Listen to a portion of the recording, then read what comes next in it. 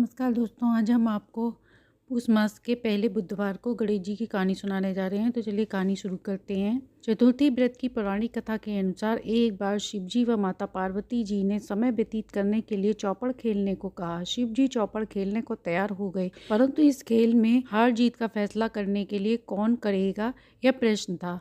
तब शिव जी ने वहां से कुछ तिनके उठाए और एक पुतला तैयार किया, उनकी प्राण प्रतिष्ठा कर और उस पुतले से कहा कि बेटा, हम चौपड़ खेल रहे हैं, परंतु हमारी हार जीत का फैसला करने वाला कोई नहीं है, तो तुम हमारे खेल को देखना और बताना कौन हारा कौन जीता। इसके बाद शिव जी व माता पार्वती ने चौपड़ खेल शुरू किया। यह खेल 3 बार खेला गया। हर बार माता पार्वती ही जीत गयी। खेल समाप्त होने के बाद बालक से हार जीत का फैसला पूछा गया, तो बालक ने सोचा, यदि मैं माता को कहूंगा तो शिव जी नाराज हो जाएंगे और मुझे श्राप दे देंगे। इस डर से बालक ने झूठ बोल दिया कि शिव जी जीते हैं। इस बात से माता पार्वती जी क्रोधित हो गईं और उसे लंगड़ा होने का, कीचड़ में पड़े रहने का श्राप दे दिया। बालक ने माता पिता से माफी मांगी और कहा, यह मुझसे अज्ञानतावश हुआ है, मैंने कोई द्वेष भाव से ऐसा नहीं किया। बालक द्वारा क्षमा मांगने पर माता का हृदय पिघल गया। उन्होंने कहा, यहाँ गणेश पूजन के लिए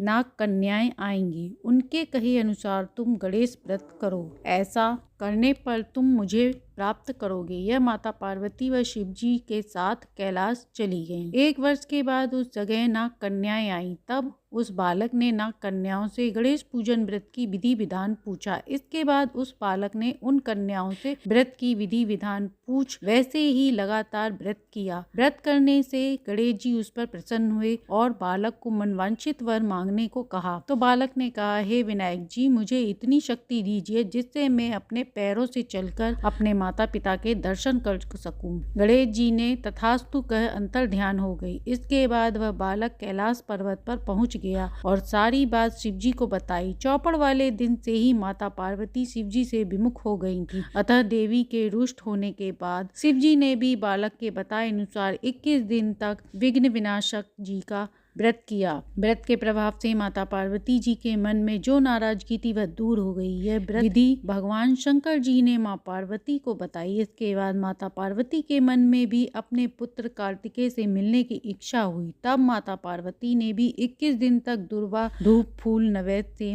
पान सुपारी से गणेश पूजन विधि विधान से किया तथा व्रत किया। व्रत के 21वें दिन कार्तिकेय जी स्वयं माता पार्वती के पास आ गए। गणेश जी चतुर्थी का यह व्रत समस्त मनोकामनाओं को पूर्ति करने वाला है। इस व्रत को करने से व्यक्ति के सारे कष्ट दूर होते हैं। तो ये थी पूष मास में सुनी जाने वाली गणेश जी की कहानी। अच्छी लगी हो तो लाइक एंड सब्सक्राइब करें।